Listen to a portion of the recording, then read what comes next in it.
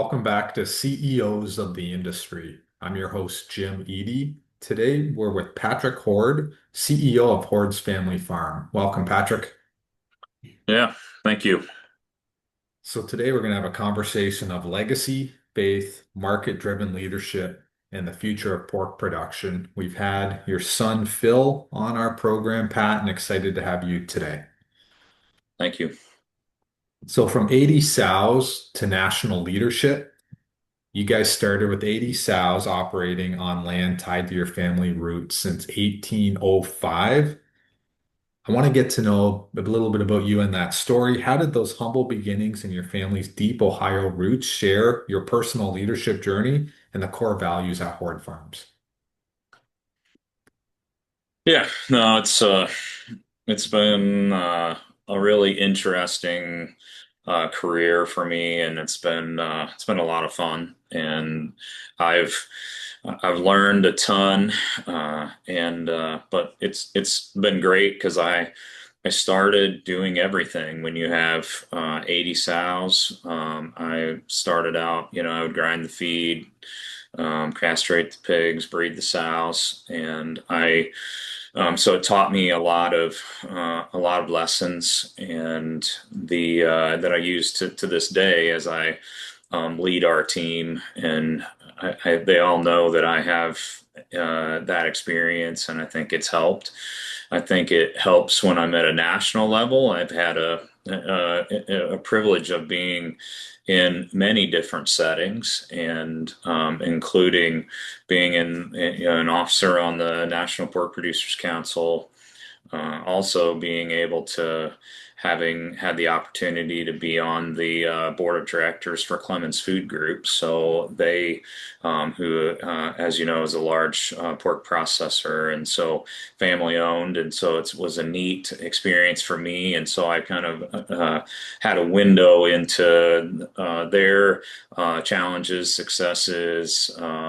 And those various things. So I've had an opportunity to see and experience a lot of things, and definitely have been blessed to have the opportunities that I've had over those years. So So, like in the early days, did you have the vision of where you are today, Pat, or did it just kind of come together? yeah, I don't know if my younger self could have envisioned what. I think we always focused on what was in front of us at the time. What was the constraints or the optimize or be able to open up those constraints, and do it in the right way. So try to do it in a manner that cares about people, and and also caring for the animals, and like kind of just doing it all the right way.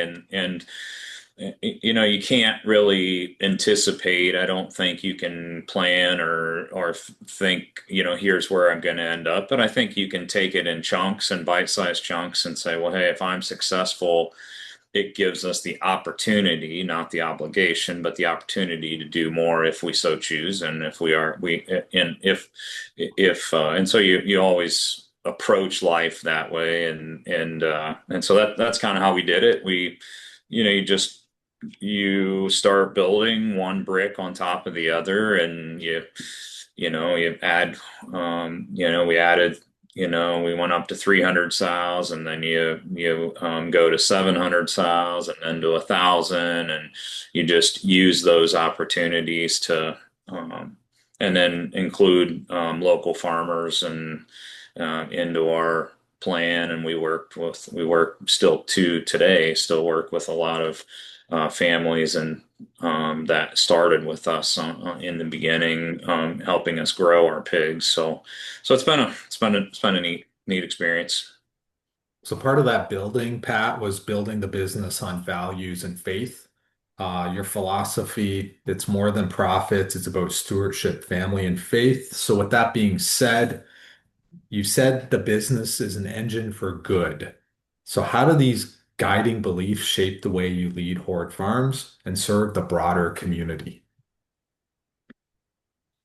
Yeah, you have to start, and as you mentioned, and you take, um, the whole, sustainability is a buzzword today. It has been for a while, but ultimately you have to have profits in order to be sustainable. And so to me, that's the ultimate sustainability. And so, but I often equate kind of like blood that flows through us as human beings. We don't wake up in the morning and go like, "Wow, I'm sure glad that I have blood pumping through my veins at this minute." We're not focused on that, but obviously it's a showstopper if it's not. And so it's kind of the same way with business.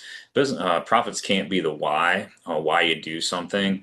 It has to be bigger, but bigger and a bigger reason. And so our why, we always look at it as, we want to be able to use and steward the profits that we do have in a manner that focuses on our team, our community, and for around the world. And so there's each one of those buckets. We have different reasons, but I think. Um, if we, if we decided to talk a lot about today about how we help, homeless families in a third world country, or build houses or do water initiatives or whatever, but we have team members that are, are having trouble here in our local community, it becomes disingenuous. So our first priority is to steward those things in a manner that we have opportunities to help them. We have an organization that we partner with called Helping Hands. We essentially it's a way for our team if they're hitting a bump in life, they have some medical bills or they're having some challenge with uh, financial support, then they can apply for that. And we have, and that actually has our team involved in it as well. They donate so much money out of their check, the ones voluntarily, the people that want to. And so then it becomes really, we're just trying to create a family that when people join our team, they can be a part of that. And so anyway, so that's kind of where it starts, and then we can talk about other things in future questions. But it's kind of that foundation of how do we take business and use it. I think there's no better place than business to be able to have influence and be able to use that influence for good. Well, I think it's great. The overall values and approach and creating a sustainable model, not only for the family business, but the entirety scope of the staff and the community. Now, on that front, we talked a little bit about doing business differently. So you're known for focusing on doing business ethically, intentionally, and differently. So what does doing business differently mean in the day-to-day decisions at Hord Farms? Yeah, so we've um,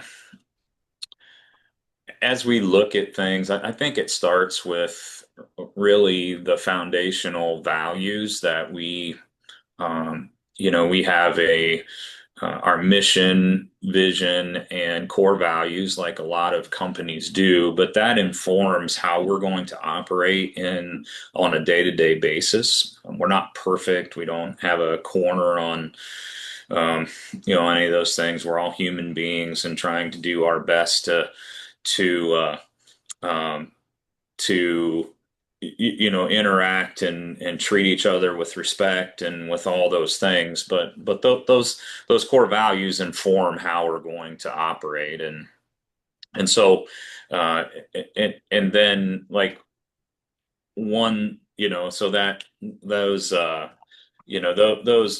those values quickly are, our mission is to be agricultural stewards with Christian values thoroughly entrenched in our business. So So we want to steward what we have been given in the best way we know how, and we want to treat people how they want to be treated. So that's kind of and again, these are aspirational. We're not perfect, but we're certainly shooting for these things and trying to be the best version of ourselves. And then it's our vision is feeding families through sustainable food production, and so that's really how do we think that's who we are. We're in agriculture and we feed families. And so we want our team to remember that as they're going through. Um, they don't only just drive a tractor, or they don't only just breed a sow, but they are actually, we're part of the food system. And then we have five core values. We have courage. We want to always do the right thing, even when it's uncomfortable. We want to empower our team. So that means that we're going to value those qualities that and help that our team has, and help them grow and develop into uh, emerge as into the best version of themselves. And then trust.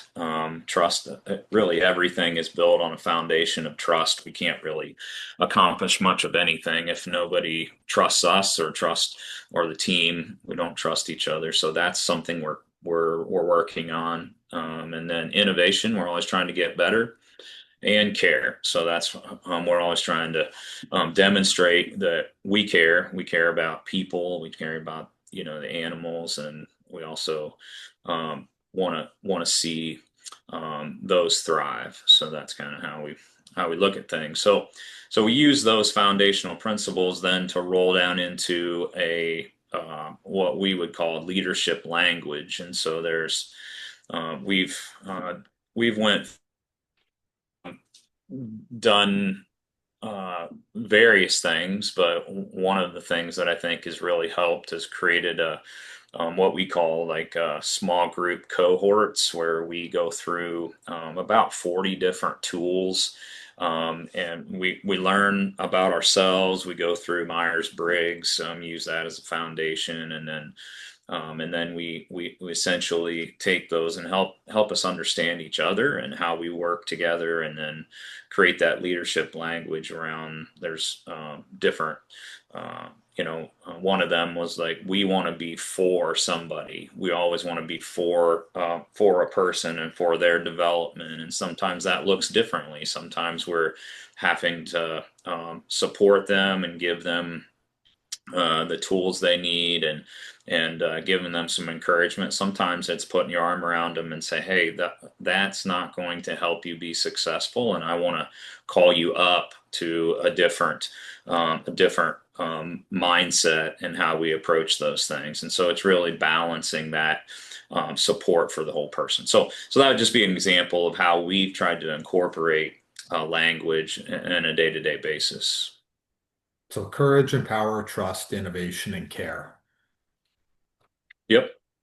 I think Yep. it's great that you're talking about this, Pat, because it shows the process in your organization, which has helped drive the success, which might pivot into developing people inside the family farm model. I think you put a strong emphasis on developing the people. And how do you approach leadership development inside a family-run organization? And what's your vision for supporting the next generation of agriculture talent? Yeah, I think um, we think it's really important. We've resourced our team to be able to work on this. Uh, we think as an organization, our number one focus is always to develop and train and really around leadership training, really about how do we develop the people and give them the skills that they need in order to be successful. And I think and allow them to grow into larger roles and to help us manage the business. And it's really And so it's just a philosophy we've had. And so, like, for example, at different times, like even today, we're like, I just saw an email, Friday there, we build different cohorts that depending on different levels, maybe you're an entry level person, but you have aspirational goals to do more. And so we have either somebody nominate or people can apply to be a part of a cohort that they do a book read or they do different things that like will set them on a path to be able to, when they get the opportunity to be able to step into a larger role. We also have currently, like we have like the groups meeting both in our east and our west divisions. Like kind of the top supervisors, maybe the top 15 to 25 leaders in each location, and we're trying to do a book read. We're trying to learn, and so that those topics may be a little different than maybe somebody, but we're trying to target them at each level, and so we've built some curriculum. We've also built people use, as I mentioned, books, different things, and so we think two of the ways I've learned the most over my career is really around reading books and around interacting with really great people. And so we're trying to foster and kind of create those experiences for our team. So that's one area of focus. So what about the New Horizons expansion in Minnesota? So this expansion to me reflects growth and stewardship. Um, what was the strategic vision behind the New Horizons farm in Minnesota, and how do you ensure it stayed aligned with the core family values? Yeah, I it was an interesting process. We didn't go out and weren't really looking for that, but we had kind of said, hey, if we have an opportunity and there is um, would come along, we would, we've been diligent in looking at those type of opportunities, and we've turned down plenty of them, but just weren't the right fit. But we felt like this was a next step. I have my son and daughter, along with my wife, in our immediate business, and along with my parents, and I have several family members involved in our greater business. But the four of us, my wife and my son and daughter, Phil and Colleen, we decided that we wanted to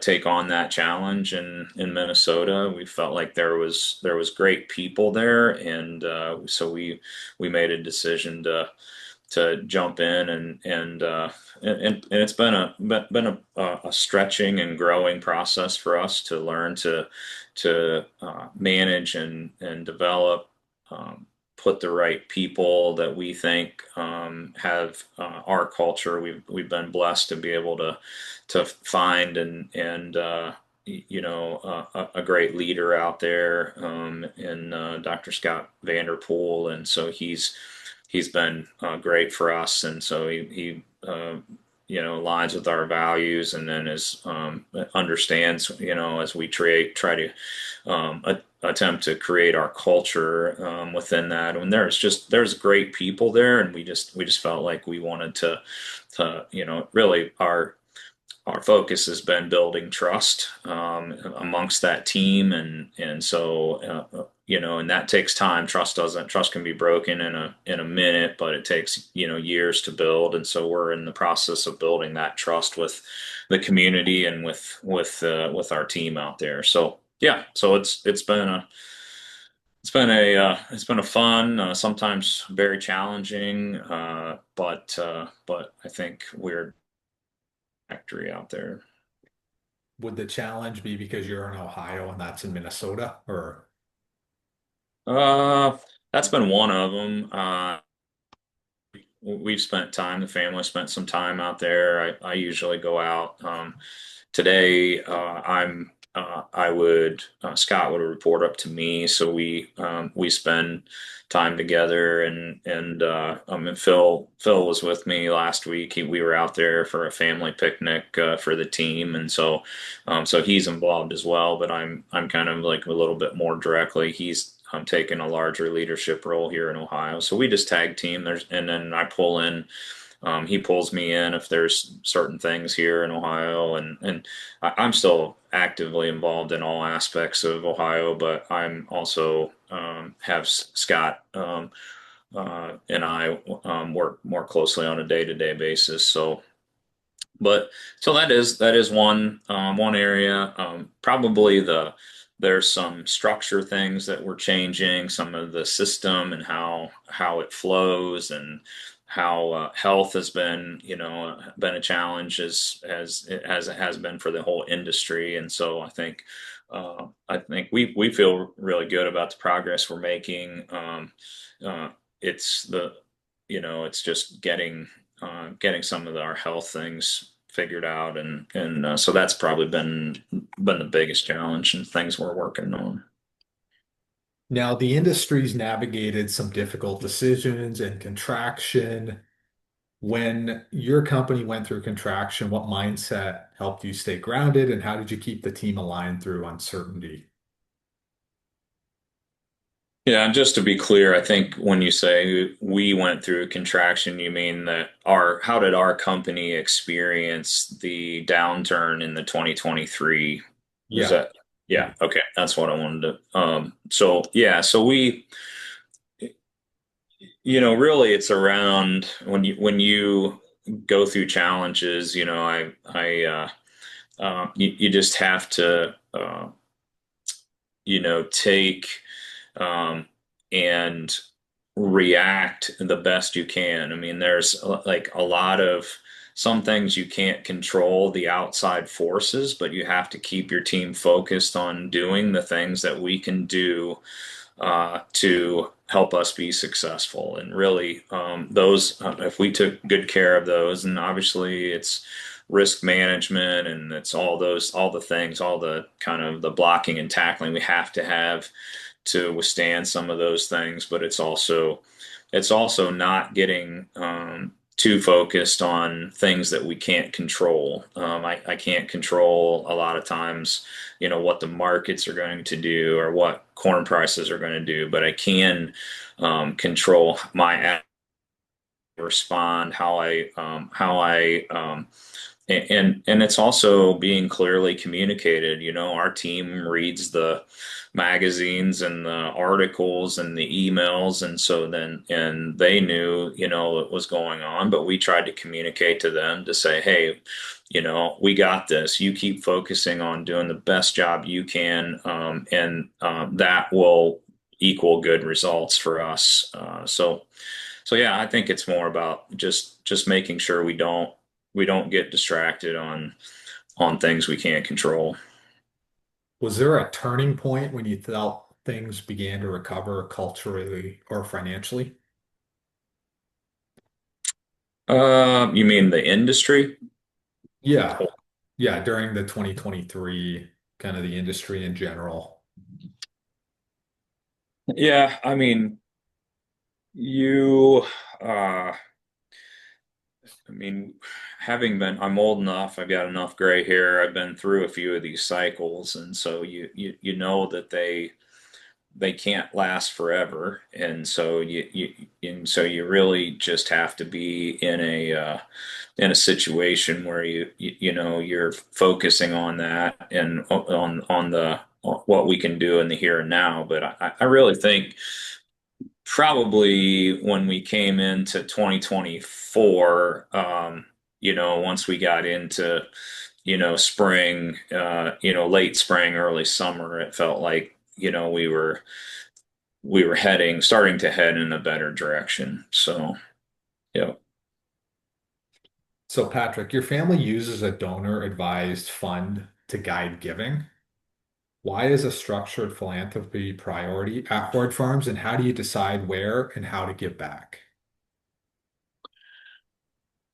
Yeah, I think we touched on it earlier, but it's really around using it, kind of that uh, foundation of using the business for good. I have, so we have, as you think about, like, you have the business and what we do today, but um, we have family, non-fam, family members that are not part of the business, and so we try to look at our like, this is an asset to steward. So this is one of the things, we feel like God has blessed us with. And so we have a set of foundational values at our family level too, uh, not just at the business level, but we went through a process where we set a mission and vision statement for our family and the core values, and then we meet regularly as a family to try to have make sure that we're on track and we're following some of those things. And so one of those areas for us is to take and use a percentage of our profits to support good things. And so I touched on some of the things for our team. We have different, employee assistance programs, and we support, adoption if somebody would like to adopt. You know, we have financial classes. We usually have a cohort of financial classes at least once or twice a year, and so trying to support that holistically, that team member that may um, may need some support. We have a chaplain service, so and that's part of our giving back. So we have an organization called Marketplace Chaplains that we have that comes and visits our sites. They have her name's Joy in Ohio, and so Joy, I just use her as an example. We have a chaplain in Minnesota, and actually working on a second chaplain out there, a Spanish speaking one. But we have, you know, we, Joy has, she's been with us about 7 years, and so she has married people. She's done funerals. Yeah, she does counseling. She helps people when they hit a bump. Well, we all hit a, in life, all of us hit a bump once in a while, and we need some support. And so we've chosen to do that through a chaplaincy program. And then we look at, like, local community people that, nonprofits that we want to support, whether that might be the Rotary or Kiwanis or organizations that do good work in the space, maybe um, Salvation Army or kind of relief efforts, food, those kind of things. And then from a world aspect, we have organizations around the world that do different things. Our focus is around, in those spaces, has been around agriculture, supporting food development in insecure food areas, water in Africa. We've done some projects in there, and then just other things like that. I mean, I could go on, but we also support orphan care, which has been a neat thing. Anyways, those are kind of things that we've essentially taken and said, hey, we have a responsibility to steward this asset, and we want to be able to support and work in other areas.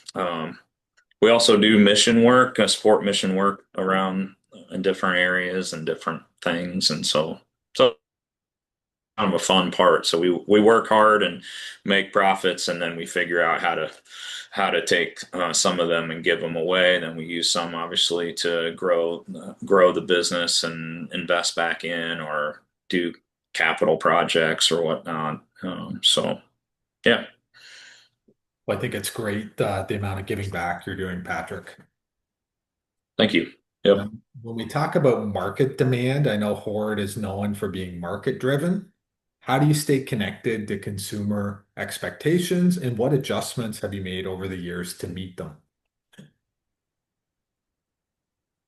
Yeah, no, that's a good question. I mean, I think ultimately, our customer today is our processors. So like that's who we sell a pig to and who we get compensated for. So that's the foundational part is like we want to know what desires and we look at ourselves and we want to be strong partners with those companies that we work with. In the East, it's with Clemens Food Group. So we've had a long, deep relationship with the Clemens family, and so we were in the plant last week again, just trying to understand what are the challenges you're having, are there things that we can help with, and that's a great back and forth. We're constantly trying to figure out how to get better, what we can do, and so is that what is your customer needing? And so I think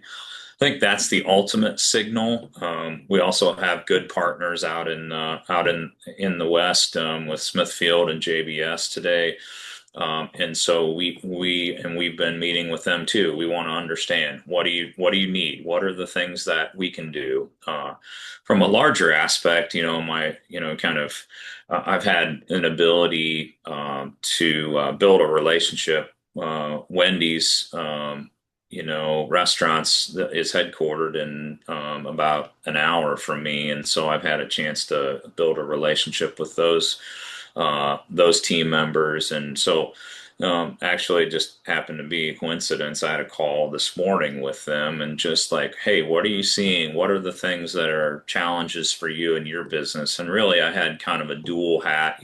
Clemens has worked closely with them over the years as well as NPPC, and I'm trying to gauge, is there what's on your radar? And so it's kind of neat to be able to have those relationships, to be able to pick up the phone and call and make sure that I understand and keeping a pulse, as when I have my MPPC hat for sure, is like what are the challenges as an organization we need to be thinking about. So, but Is Wendy's looking to add more pork or uh, that I can't answer that question. Obviously, we're always encouraging them to think about that.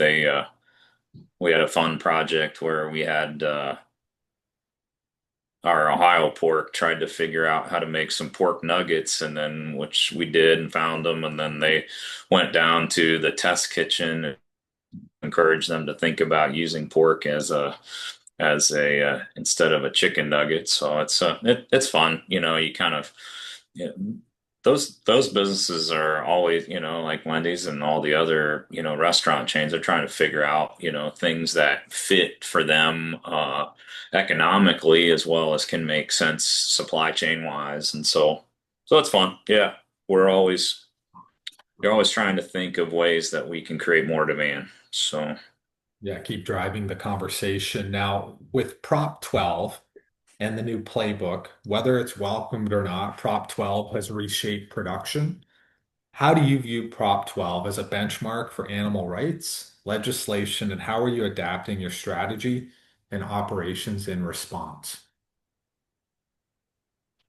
yeah, I think something that the challenge innately, fundamentally is to have a one state tell a state that doesn't produce pork to then impact other states and how they raise pork. And I think that's been a challenge. I think there's I think probably the the challenge really becomes when those standards aren't necessarily science based also. And so I think there's just multiple layers of why the industry has been challenged with it. But I think um, from a practicality standpoint, I think when you're,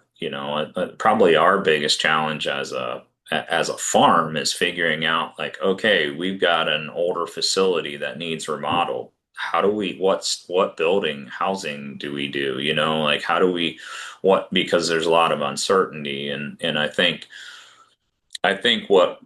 the industry and most of um, the processors would agree on is that we, as an industry, can't have like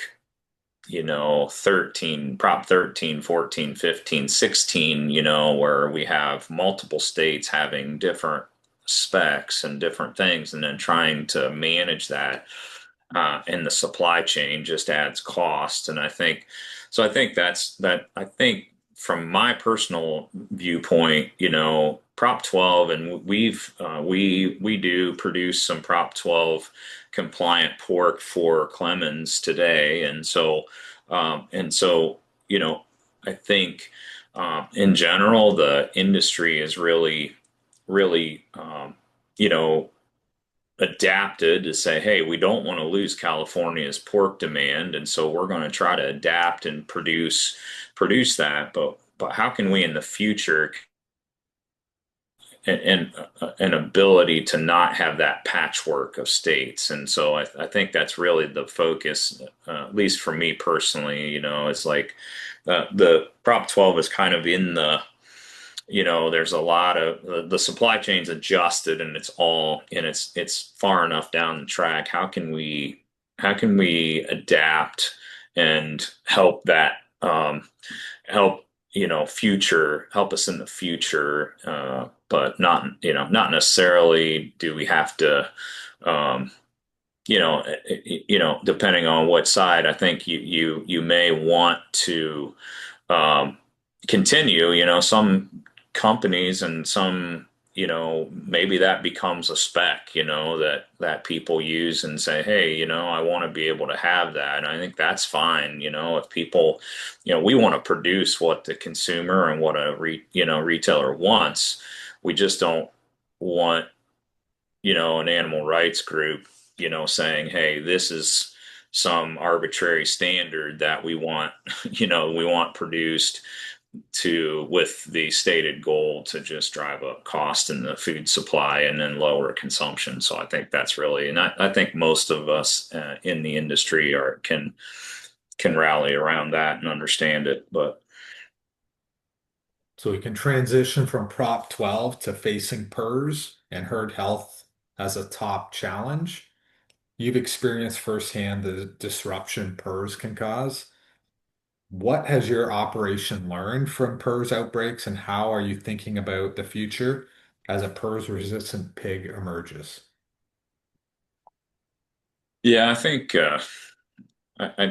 obviously I think the number one thing is as an industry, um, I've and leading our organization, it's just a real person has just become a real challenge, and we're trying to do everything we can to adapt and change practices. But I think a lot of people would, as I talk to friends and neighbors and industry leaders, that it's not, no one is unscathed, even if you're in lower pig dense areas. It seems like some of the new strains are coming and becoming more aggressive. And so, I equate it to my non-farm friends. It's like because they've seen the HPAI, become a bigger challenge for, egg prices and those kind of things. So it's gotten the press from that aspect, and I think people don't necessarily know that what the challenges are. Maybe that's a good thing, but from a consumer standpoint, but it is a very big challenge, and I think I obviously am for the industry, and I won't I don't I obviously I don't I don't wish any bad or want anything to happen. So I don't. So I'm not a like I'm not advertising for um, for the resistant pig. I just think we need to really look at it as these viruses get more aggressive. That we want to make sure in the future not only this PRRS resistance, but in the future having technology that not killing technology. And so I don't know. It's interesting, as I interact with retailers, I think there's value when people understand, I mean, I don't think it's not a secret that if we didn't have PRRS, we have a lower amount of antibiotics being used. And so, even though PRRS is a virus, we know that the secondaries come in, and so we know that there's increased antibiotic usage when you have PRRS infection. And so how can we, and if you position it or if you explain that to a retailer, they're like, oh yeah, that makes sense, and that seems to be something that would be of value. And so I don't know. It's going to be interesting to see, how, I think our it'll be interesting how other countries respond to it, how they look at it, and I think we as an industry will have to make a decision, of and individual companies, since it is FDA approved today, how they're going to position, and whether they're going to use it or not or whatever. So it'll be interesting. I think in general, as I think we just need to do a good job of educating. And if it's not this one, and I'm not saying it's not, but let's make sure we keep the technology on the table. And but yeah, personally, I think at a farm level, obviously it would be very helpful to not have to deal with PRRS, and that would be a huge help to us as a producer. So. So you've called herd health the number one challenge. How should the industry respond to compound impact it has on both people and economics? Yeah, I think uh, I don't think there's one magic bullet when it comes to tons of herd health. I think we are being challenged to continue to look at all the tools in the toolbox and then make sure that uh, we're executing. It's a people thing. There's sometimes we do everything what seemingly right and we still have a problem. So there's not every time you don't always have a smoking gun when you have a PRRS entry or even a other virus entry into your farm. And so, but I think it's really continuing to um, build your culture around how we're going to as a team approach it, and then what are the practices that we're going to execute, have really clear objectives of what we're going to accomplish, and then work like crazy to be able to execute on those things. And so I think it's just an intersection of all the people things and all the people that I see that do this the best. And I've got some peers that I really respect a lot. And I think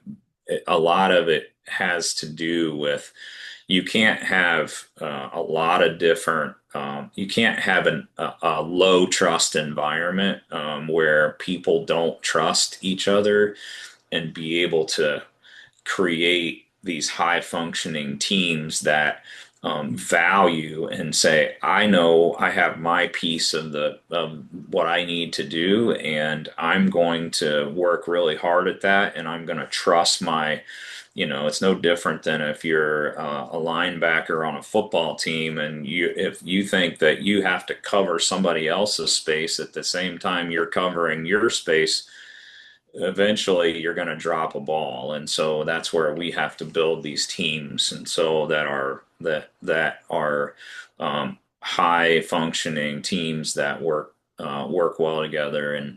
everybody that's in this industry, as in any business, understands that that's the table stakes that we're working on and working from. And we have to continue to work on that.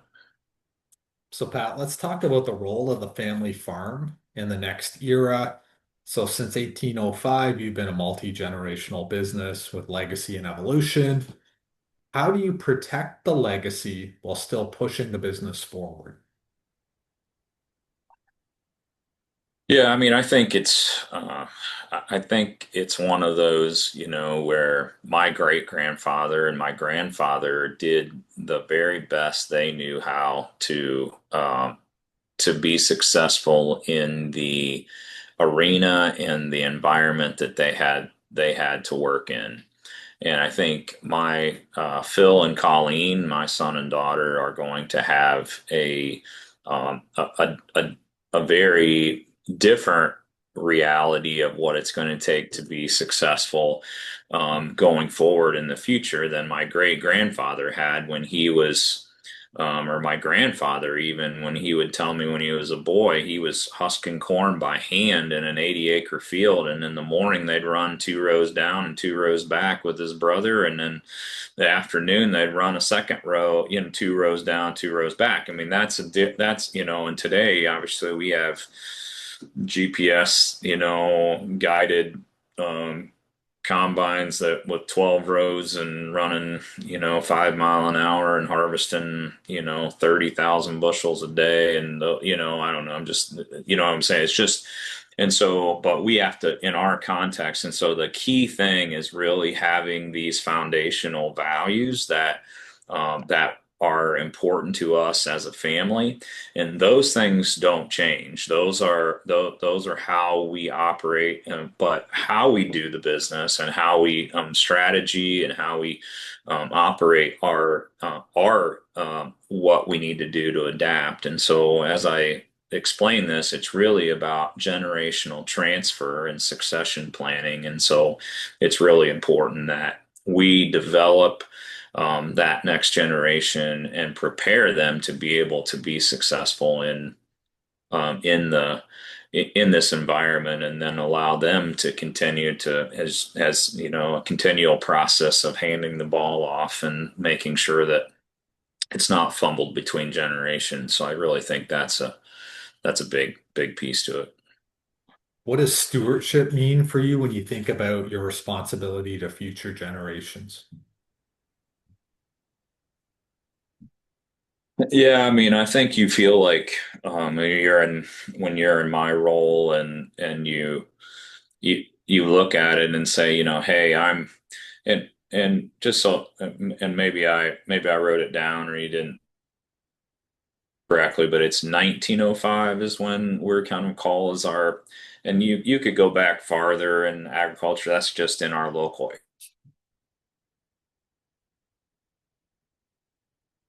kind of drove a stake in the ground. But as you think about it, though, as you look at it, in those, with you know, us being, in the, fifth generation, since my great grandfather, and as you look at it, and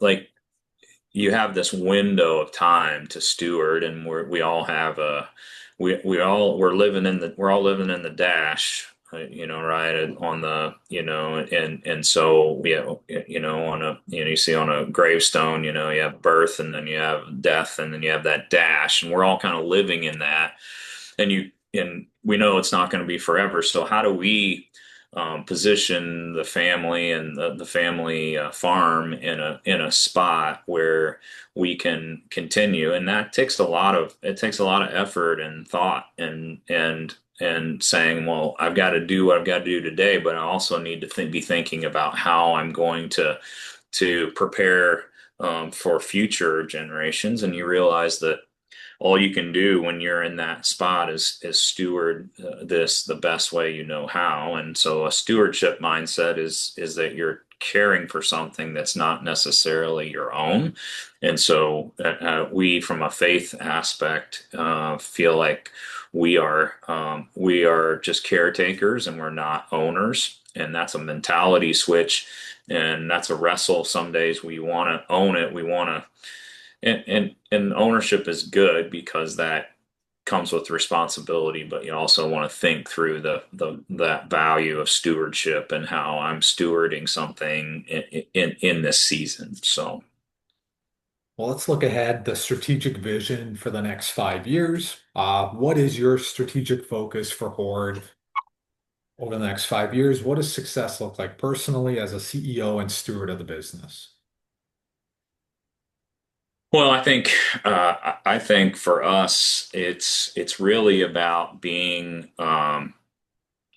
about creating that sustainability. And I think for us, we want to we're obviously re reimagining our West operations in Minnesota and in South Dakota, and how what does that look like? And so that's an ongoing process. And I think hopefully in 5 years we can look back at the key decisions that we've made, puts us in a spot to be able to be successful long term and gain sustainability in that business segment there.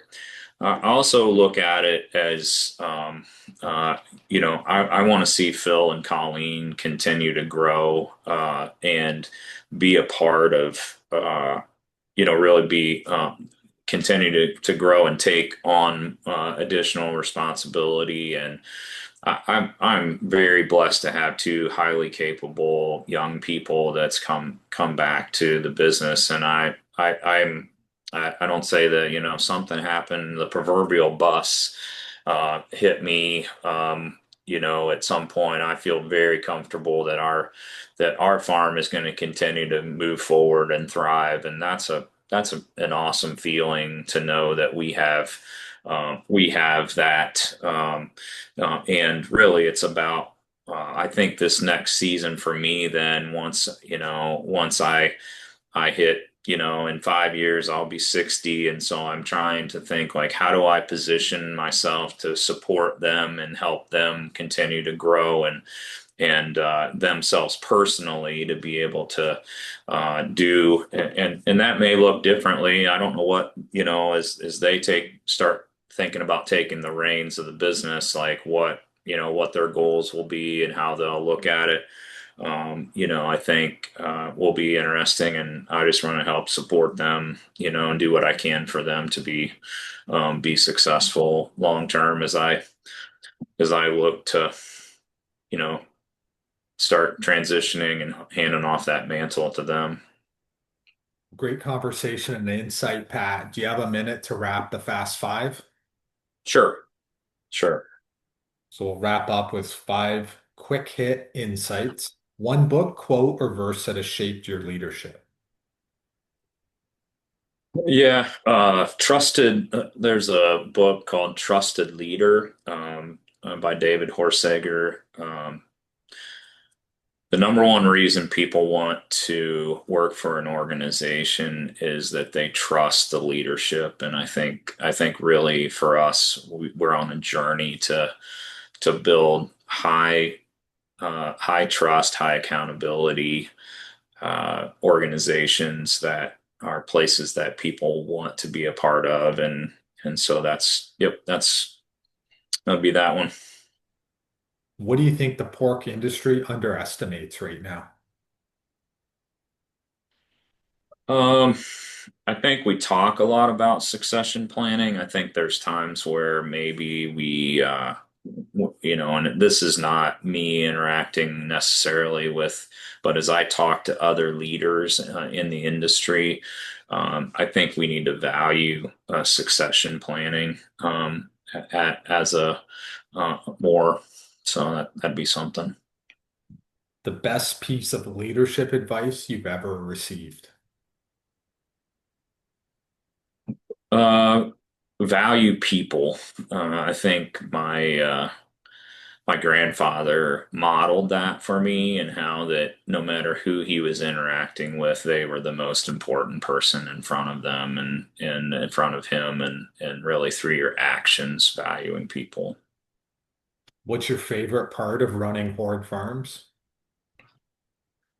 It's probably seeing people grow and lead and have them be able to thrive and take on more. That's a neat for me to watch them as they enter the organization and as they grow and develop. That's a fun part. And in 3 words, how would you describe Hord Farms in 2025? Yeah, trust, care, and stewardship. So, are the three things that I would like that to be thought of. Well, Patrick Hord, thanks for joining us today on CEOs of the Industry. Yep, you bet. Yeah, glad. Thank you for the invite.